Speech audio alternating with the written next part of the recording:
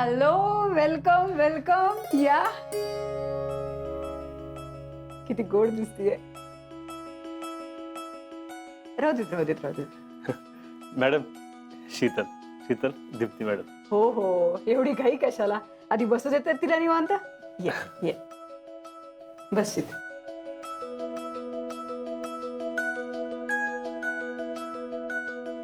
पाणी घे. नाही नाही नको. अहो, जरा घाबरली ती. का ग, काय झालं घाबरायला? नाही तसं काय नाही. मग कसं आहे? अगं आरामात बस, आपलंच घर आहे समज. आल्या, मी कॉफी घेऊन येते.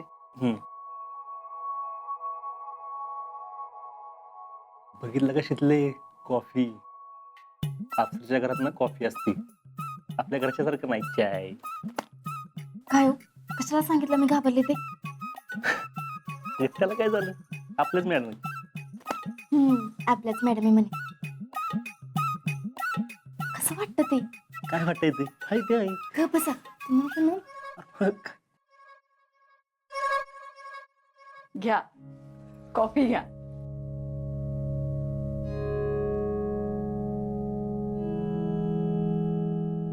शीतल, लाजू नकोस, घे कॉफी. हे घे. अजिंक्य मला सांगत असतो तुझ्या गावातल्या पराक्रमांबद्दल.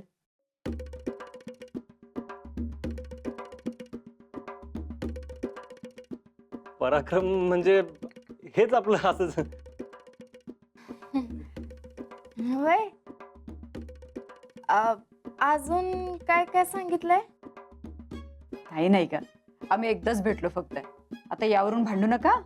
नाही नाही, अजिबात भांडत नाही आम्ही. हाय का नाही हो? हो. हो का, माहितीये मला. मॅडम, कॉफी मस्त झाली बरं का, हाय ना? हा होय. कर्नल साहेबांना सारखी कॉफी लागते. खरं तर त्यांना बाहेर जावं लागलं, पण ते असते ना तर तुमची भेट नक्की झाली असती. हा, आल्यापासून कुठे फिरायला गेलात की नाही? नाही ना.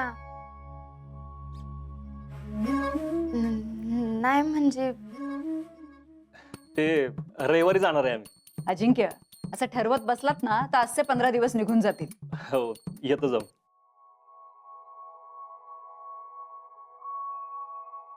चला मॅडम, येतो, ड्युटीवर जायचं. ओके. चल शीतल. तिला कुठे घेऊन चाललायस? ड्युटीवर? नाही, घरी येईल ना ती. अरे कशाला घरी? तू येईपर्यंत काय करणार आहे ती? तिला थांबू देत माझ्या बरोबर. असंही मी बाहेर जाणार आहे, तेव्हा तिला ड्रॉप करेन. बरं चालेल, मी येतो मी. ठीक आहे.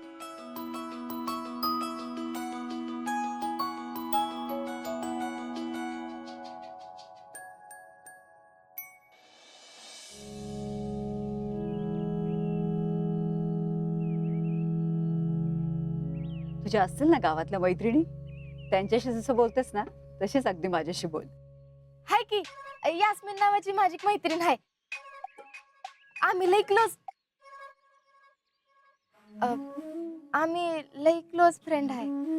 मग तिच्याशी जसं बोलतेस ना तसंच अगदी माझ्याशी बोलायचं. घरात कोण कोण असते ग?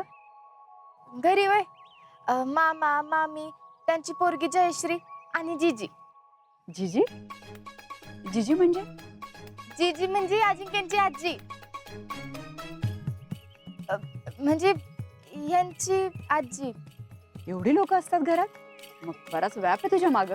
हा, असतात काम पण होऊन जातात. अजिंक्य सांगत होता की तू कॉलेजलाही जातेस म्हणून. पण आता नाही जात.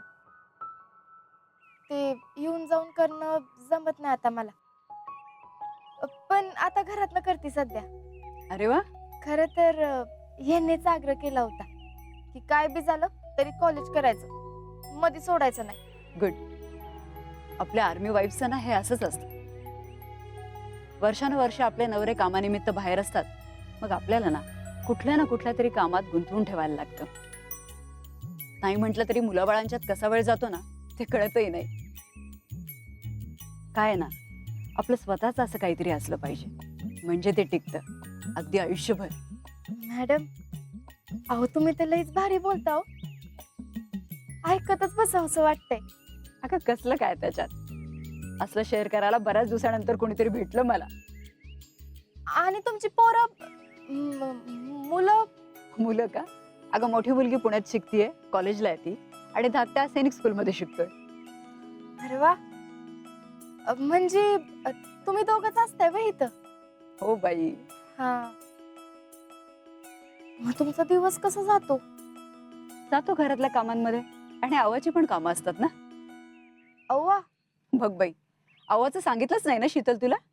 अ, नाही. तुला तर पहिलं सांगायला पाहिजे बघ. अगं अव्वा म्हणजे आर्मी वाईफ्स वेलफेअर असोसिएशन. म्हणजे अगं ही एक संस्था आहे आर्मी वाईफ्सची.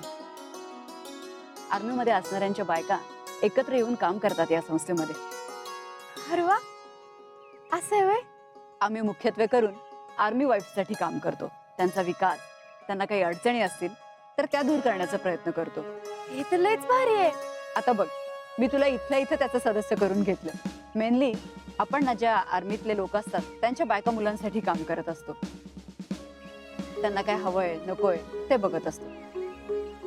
ज्या जवानांना वीरगती प्राप्त झालेली असते ना, त्यांच्या कुटुंबातील वीरपत्नी, वीरमाता, त्यांची आपण काळजी घेत असतो. त्यांच्यासाठी आपण वेगवेगळे प्रोग्राम्स ठेवतो. त्यांच्या मुलांना स्कॉलरशिप देतो, आणि जिथे युनिटमध्ये फॅमिलीज असतात ना, तिथल्या मुलांसाठी आपण आर्मी पब्लिक स्कूल देखील चालवतो. लयच काय काय काम करता तुम्ही. मला तर यातलं काय माहित नव्हतं. अगं कदाचित ना अजिंक्यलाही आयडिया नसेल, नाहीतर तो नक्की तुला बोलला असता. मॅडम, मला बी या संस्थेचा भाग व्हायचा आहे.